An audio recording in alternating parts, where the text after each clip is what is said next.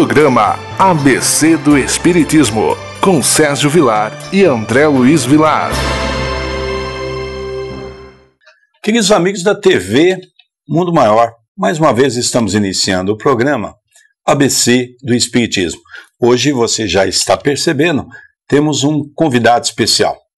O nosso querido amigo que hoje reside no Distrito Federal, Nazareno Feitosa. Está aqui na nossa região, fazendo palestra. Mas antes de nós começarmos esse bate-papo, tudo bem com você, Nazareno? Tudo ótimo, Sérgio. Uma alegria poder estar aqui, participando do programa ABC do Espiritismo, pela TV Mundo Maior. Mandar um abraço a todos os nossos amigos que acompanham em sua casa, em sua residência, transmitir a nossa gratidão e o reconhecimento de poder estar aqui com vocês. Nazareno, hoje nós tivemos a oportunidade de ouvir algumas coisas que nos chamam a atenção na sua palestra, falando um pouquinho de como foi o seu começo no movimento espírita, o que te atraiu para o movimento espírita. Eu gostaria que você falasse um pouquinho com o nosso telespectador. Bom, eu fui de uma família católica, meu pai não tem religião, e com o passar do tempo eu deixei de acreditar em Deus, né? Então, fui durante 12 anos ateu, e depois de algum tempo, depois de passarmos por uma crise financeira, uma quebra de uma empresa que meus pais colocaram para a gente, para os filhos, e passar por um episódio de depressão, então eu comecei a buscar respostas.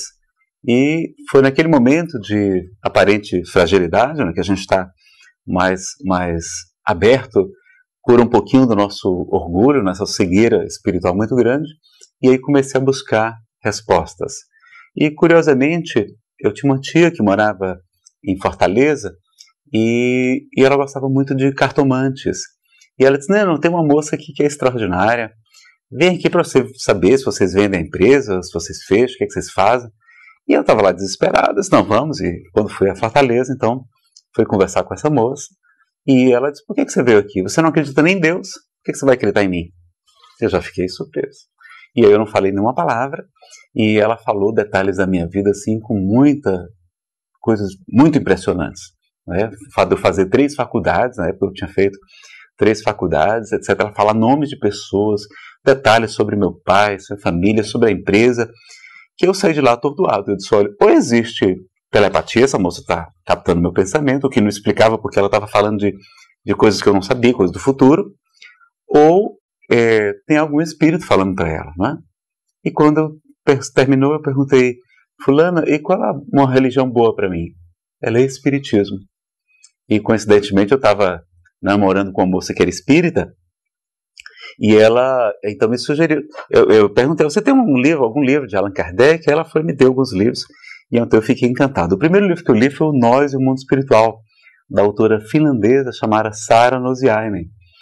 Foi o primeiro livrinho que eu li, leitura fácil, e depois fui ler os livros de Kardec. Então me encantei, né? A gente sabe que cartomancia não é espiritismo, e antes que o pessoal ligue para o programa para saber qual o nome dessa cartomante, ela já desencarnou, então não se preocupe, não tem como fazer esse atendimento, mas a gente sabe que ao homem não é dado conhecer o futuro, mas que excepcionalmente Deus, se percebe que ele vai ter um fim útil, pode assim o revelar. Eu acho que foi o que aconteceu comigo. Então a gente teve esse período que ela me trouxe revelação e me ajudou a sair daquele materialismo tão grande, e já agora com solo fértil pela mega depressão e pela quebra financeira, eu comecei a buscar respostas e encontrei na doutrina espírita essa luz que é na nossa vida, que me traz tanta alegria e tanta felicidade. Mas que interessante, Nazareno, poderíamos dizer que você então começou o movimento espírita a frequentar em Fortaleza. Sim, foi em Fortaleza. Na época eu não morava em Fortaleza, eu morava em Recife, e passando por essa época dessa crise, dessa dificuldade financeira, se não fossem os livros de Allan Kardec, eu teria cometido suicídio. Então eu devo a minha vida à doutrina espírita. Por mais que a gente trabalhe, por mais que a gente se dedique, jamais eu vou retribuir todo o bem que eu recebi e recebo o amparo dos amigos espirituais, além dessa doutrina nos ter trazido tantos amigos.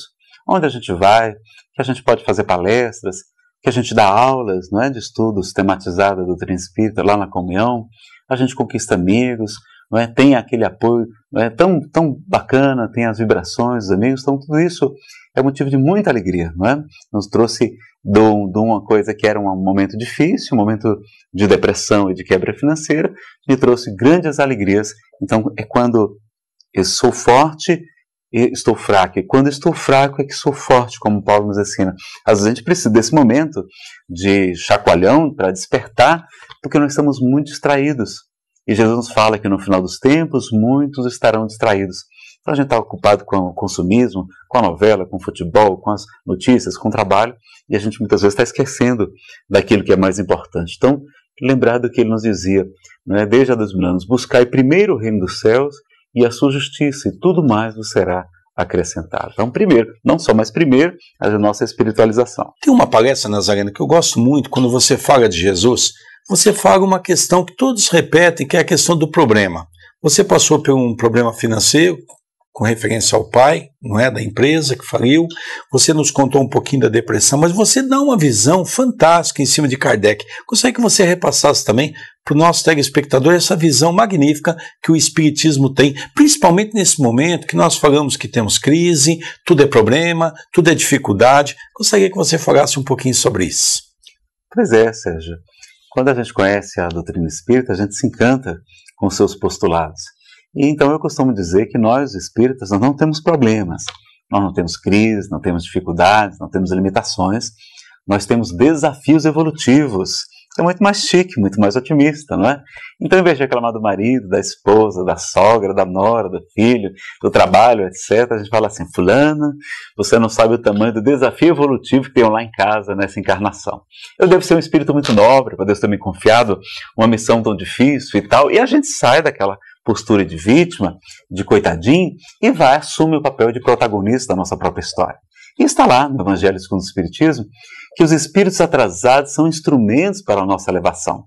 Então eles são como personal trainers para a gente desenvolver os músculos da fé, da paciência, da esperança, da resignação, buscar o trabalho no bem. São eles que nos levam muitas vezes para as igrejas, para os templos protestantes, budistas, para a casa espírita. Então eles, sem o saber, estão trabalhando também a nosso favor e nosso benefício.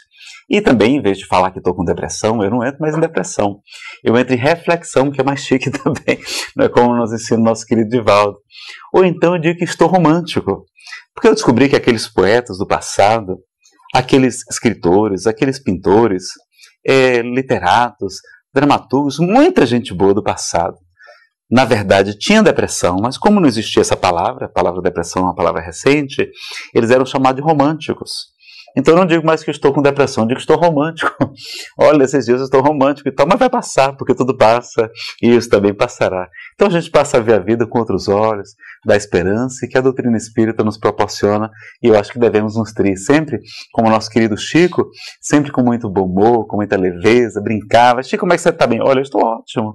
O meu corpo é que não está lá grande coisa, eu quero me levantar, ele quer ficar sentado, eu quero me trabalhar, ele quer ficar deitado. Ele diz, não, mas eu estou ótimo, né? Então assim, a gente tem esse bom humor e essa alegria que a doutrina espírita nos proporciona. Um outro fator interessante, Nazareno, que a gente percebe também é essa alegria que o Espiritismo oferece para todos nós, não é?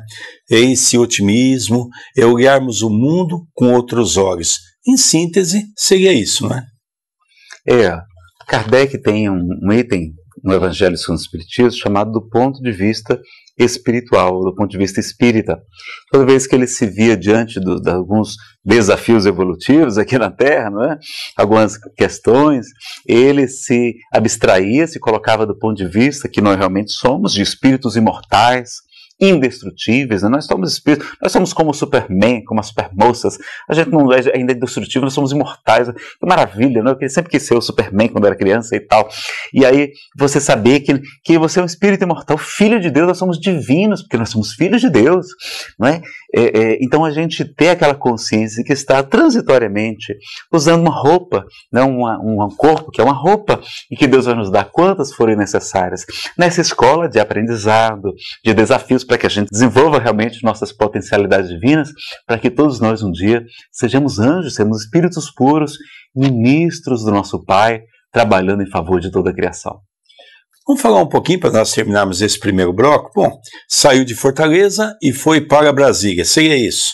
Isso. Depois os espíritos amigos nos ajudaram a passar no concurso público. Fomos morar em Brasília, uma terra maravilhosa. Gosto muito de Brasília, não é? Onde conheci minha esposa.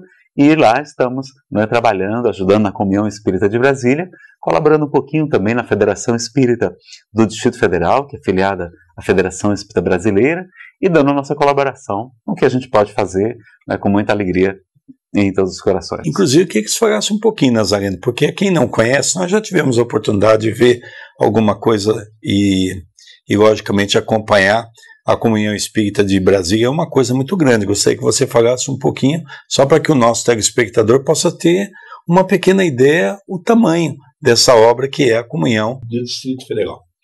Pois é, a Comunhão Espírita de Brasília, ela é uma casa imensa. Ela ainda é jovem, a Comunhão está completando agora, né, próximo do aniversário de Brasília também, por volta de 60 anos, e uma casa com amigos muito dedicados, desde o início, que começaram funcionando às vezes em cima de uma loja do seu Barata, que era o sobrenome dele, uma loja de material, e os amigos começaram a se reunir e conseguiram depois um terreno, numa área muito boa lá em Brasília, e essa casa, que sempre teve muito carinho do nosso querido Chico Xavier pela Comunhão, que tem como patrono Adolfo Bezerra de Menezes Cavalcante, que tem se focado no estudo. Então, as casas que se dedicam mais ao estudo parece que conseguem, né, manter o foco mais acertado. Então, tem recebido muitos corações, gente de toda parte frequentando lá a Comunhão Espírita de Brasília. Nós temos cerca de 3.500 alunos no estudo sistematizado da doutrina espírita, no estudo aprofundado, no estudo das obras de André Luiz. Tem palestras todos os dias da semana, um auditório para cerca de 600, 700 pessoas, né? Tem palestra de manhã, palestra de tarde, palestra de noite, tem web rádio, tem web TV Comunhão, né? É uma casa realmente que tem sido um polo, né, de divulgação e de muito aprendizado e formação, como se fosse uma universidade, não é? Que capacita nós para o trabalho no Espiritismo e ajuda muitas outras casas. Então, dezenas de casas, além de receber os trabalhadores que se aperfeiçoam na comunhão, também recebe donativos, arrecadação de alimentos, de gêneros, enfim, e se beneficiam de todas as atividades também. Então, ela colabora muito em parceria com a Federação Espírita do Distrito Federal, a FEDEF, o nosso querido Paulo Maia é o presidente atual, mandar um abraço a ele, a toda a diretoria, e também junto com a Federação Espírita Brasileira. Então tem sido uma casa parceira, irmã, e nós estamos muito felizes e orgulhosos de poder estar colaborando, fazendo parte dessa grande família chamada Comunhão Espírita de Brasília. Praticamente é um estudo entrevistar esse nosso irmão de Brasília, o nosso querido Nazareno Feitosa, que sempre com essa alegria no seu falar, nos encanta com a sua maneira simples de expressar essa doutrina de tanta alegria, de tanto amor que oferece para todos nós. Não sai daí não, nós vamos para um pequeno intervalo do programa ABC do Espiritismo pela nossa querida TV Mundo Maior. Queria deixar o nosso abraço ao André Marusso, que é o dirigente dessa obra, não é? Sim, um grande abraço ao nosso amigo André, muito querido e muito dedicado. Já nós retornaremos com o próximo bloco. Eu gostaria de fazer um convite. Todo domingo, 6 horas da tarde, o Evangelho no Lar na Minha Casa. Simplesmente você curte a página do André Luiz, facebook.com/André Luiz Vilar 1. Não sai daí não, já retornaremos com o programa ABC do Espiritismo. Estamos apresentando ABC do Espiritismo. Voltamos a apresentar ABC do Espiritismo. Queridos amigos da TV Mundo Maior, eu não disse? Era rapidinho, já voltamos com o programa ABC do Espiritismo. Hoje com esse amigo tão querido do movimento espírita brasileiro, que também tem saído muito para viajar para outros cantos do mundo, para levar essa alegria que ele tem no coração da doutrina, sobre a doutrina espírita. Feitosa, nós no primeiro bloco falávamos um pouquinho da sua vida, das suas dificuldades, da depressão, nós falávamos um pouquinho das condições que você superou através do espiritismo. Eu queria voltar nessa temática para falar um pouquinho, porque nós estamos vivendo um momento de crise. E mesmo dentro do movimento espírita, eu vejo muitas reclamações, pessoas de cabeça baixa, e realmente nós precisamos entender um pouco melhor a mensagem do Cristo. Eu queria falar um pouquinho sobre essa temática que você tem abordado com muita naturalidade nas suas palestras. Sérgio, é importante que nesses momentos de desafio que o Brasil passa, não é, que a gente, não é, mantenha a esperança, mantenha o otimismo, fique feliz, porque que bom que hoje o nosso país está investigando melhor, que nós temos uma imprensa, né, com bastante liberdade de investigação, de expressão, não é, que bom que as instituições estão funcionando bem, e é bom, acho que serve para todos nós, para ter esse aprendizado, e ao mesmo tempo ter esse olhar benevolente e caridoso com os nossos homens e mulheres públicos, porque todos nós temos muitas imperfeições morais, a gente tem que ter essa bondade, orar pelos nossos dirigentes, pelos nossos representantes, não é? A gente lembrar que o nosso mestre, Jesus, ele era criticado pelos fariseus justamente porque ele andava com as pessoas consideradas de má vida. Ele andava com os corruptos de sua época lá, os publicanos que arrematavam em asta pública o direito de arrecadar os impostos daquela cidade e muitas vezes cobravam em excesso, exageravam, não é naquele tempo tinha, hoje não, mas tinha muito problema assim e tal. E Jesus andava com as prostitutas, com as meninas de programa. Então a gente imaginar o nosso mestre, o que ele estaria fazendo hoje? Estaria lá no Congresso Nacional, abraçando lá com os amigos, levando a doutrina, levando o amor, levando a esperança para aqueles corações. Estaria, né, com as meninas aí que a gente critica e tal. E ele levando, então ele veio dizer, não vim para os sãos, mas para os enfermos. Quando o Espiritismo nos ajuda a ter essa humildade, que não é humildade, não é desleixo, não é menos-valia. A humildade é de reconhecer que temos ainda muitas imperfeições morais, que temos um passado de equívocos, não é, a reparar. Então a gente não tem o direito de levantar a voz para criticar o nosso irmão, para condenar. Ele mesmo vai dizer, aquele que diz a seu irmão louco, raca, é passivo de responder diante do sinédrio. Então a gente tem que ter essa humildade. Não é ser conivente com o mal, eles devem pagar pelos seus débitos, não é, devem devolver aquilo que tomaram indevidamente, devem ser recolhidos as instituições que deveriam ser de ressocialização. Nossas penitenciárias são muito ruins ainda, infelizmente, não é?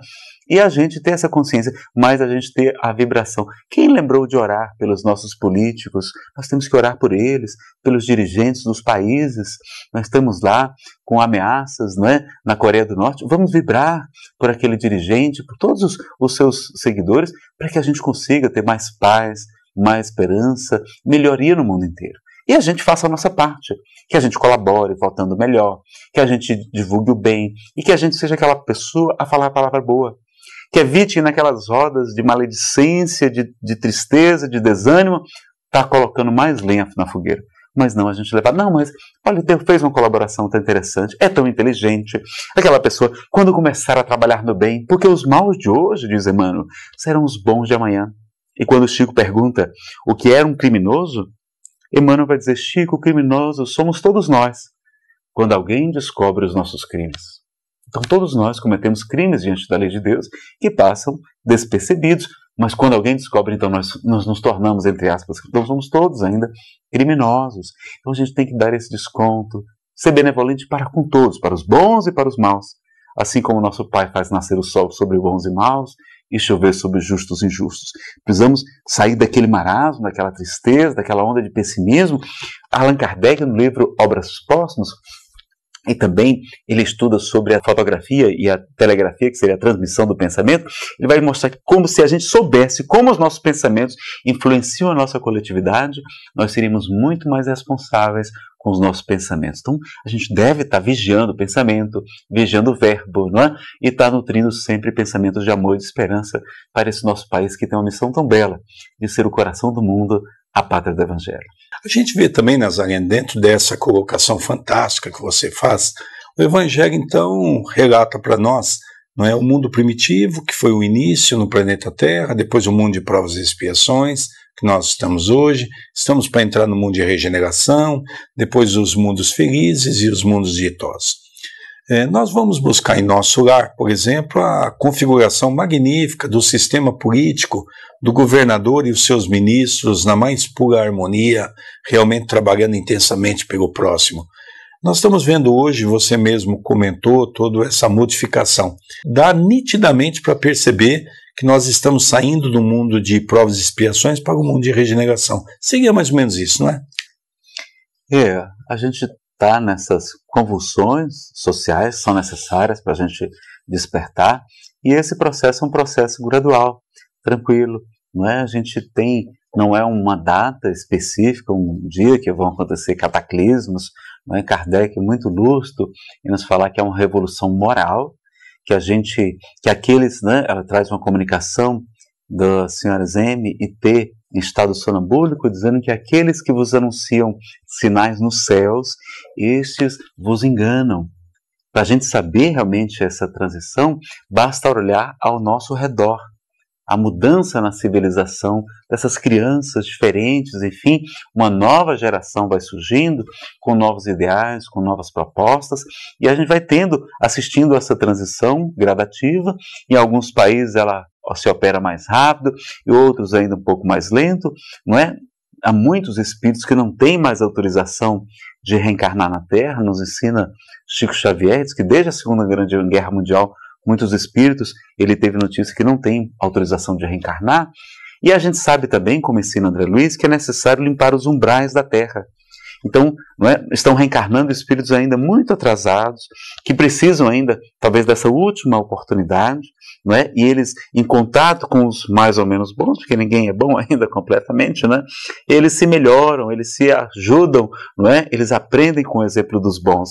E para os bons eles são úteis, porque eles servem de prova, servem para a gente, não é? Aprender, ser testado, ser avaliado na nossa paciência, na nossa fé, no nosso amor. Então, é um processo gradativo em que acontecem esses juízos gerais que Kardec estuda no livro A Gênese, mostrando que de tempos em tempos a humanidade passa por esse processo de seleção do joio e do trigo, não é? Que são plantas muito parecidas. Se for arrancar enquanto estão nascendo, arranca o joio junto com o trigo. Não, deixai-os crescer juntos.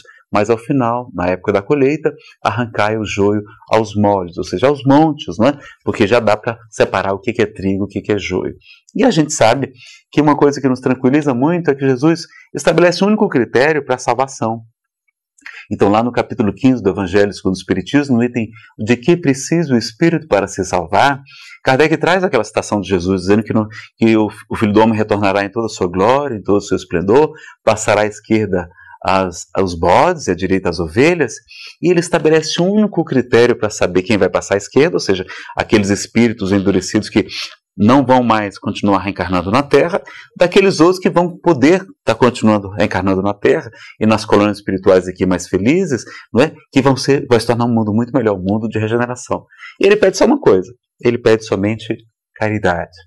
Porquanto tive fome e vós me deste de comer, tive sede e me deste de beber, estava nu e tu me vestiste, estive preso ou enfermo e tu foste me visitar, estava peregrino ou era estrangeiro, era imigrante e tu me acolheste. Jesus faz da caridade o único critério para a salvação. Por isso que não é fora da igreja X, Y, Z, não, é fora da caridade que não há salvação. Então ela está acessível a todos. Não precisa ser espírita, ser católico, não precisa aceitar Jesus, não precisa ser batizado, não precisa fazer o que ele pediu, e ele pediu somente caridade. Então fica fácil, não é? A gente já sabe agora qual é a senha. A senha para a entrada no reino dos céus é a caridade.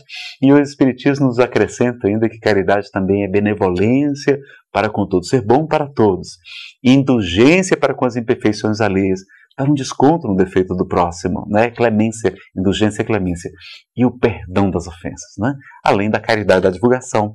A caridade de levar o Evangelho, levar a esperança, como vocês aqui estão fazendo na TV Mundo Maior, vocês aqui, Sérgio, o nosso querido André Luiz também, levando a esperança, o consolo, o entendimento, a fé, né, para tantos corações aflitos, mostrando que a vida prossegue, que não existe a morte, que só existe vida, e vida em abundância, e que tudo passa, que esses nossos desafios são para nos fortalecer, e a gente, portanto, não tem que ficar preocupado, temos que ficar muito felizes com essa doutrina. É verdade, Nazareno. Você também está aí com o livro do André Luiz, que ele te presenteou um lançamento, nosso querido André, no final do Livro dos Espíritos. No final das perguntas, nós vamos falar um pouquinho dessa nova era, desse novo contingenciamento de espíritos que iriam chegar na Terra. Eu me lembro de uma passagem do Chico, que nós chegamos a ouvir na casa dele, o Chico dizendo que nós iríamos ficar, Nazareno, maravilhado com esses jovens que viriam para tomar conta da área judiciária, empresarial, que eles vinham para mudar a Terra na área científica, na área religiosa. Parece que nós estamos vendo muitos jovens já se destacando nas mais diferentes áreas, né?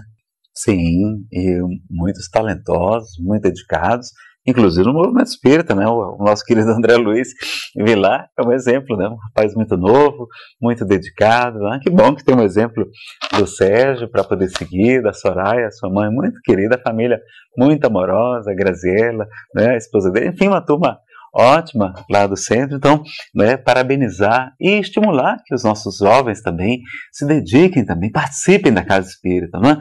Como a gente pode colaborar com essa época de mídias sociais, de Facebook, de YouTube, de WhatsApp, etc., como eles dominam e como eles podem utilizar essa doutrina. Eu vejo lá, né, a FEB TV, tem a Marina lá, ela grava aquele programa, né, da FEB TV e outros. Quantos amigos estão levando o Espiritismo de maneira mais alegre, de maneira mais acessível, falando para os jovens, não é? De maneira muito tranquila, não é? Então a gente também, as várias iniciativas, os amigos lá do Portal Reação, não é? Os amigos aí também da Mundo Maior, a gente estimular para que os jovens participem, porque eles podem levar essa mensagem para corações que muitas vezes a gente não está alcançando. Quantos jovens cometendo suicídio? Quantos jovens buscando as drogas por falta de um sentido para viver, não é? Porque não encontram respostas na religião tradicional. Quanta gente com conflitos na área da sexualidade, na homossexualidade, que não recebe o acolhimento nas religiões, precisando de ajuda, de amparo, não é? Para evitar tantos dramas que a gente tem enxergado.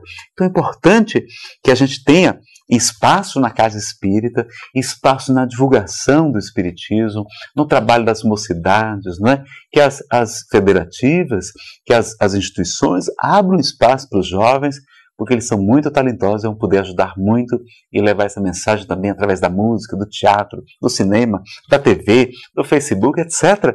Não é? Dessas várias mídias que a gente tem para poder levar essa doutrina a muitos outros corações. Nós estamos encerrando nosso tempo. O que você desse, em poucas palavras, você despedisse do nosso querido telespectador?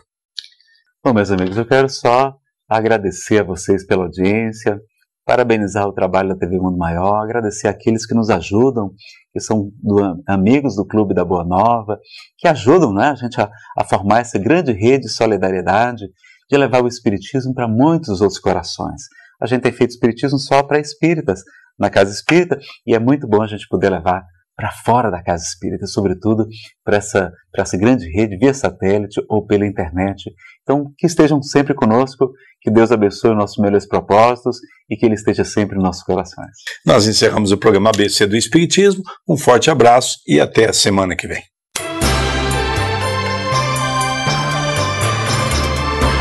Você assistiu o programa ABC do Espiritismo, com Sérgio Vilar e André Luiz Vilar.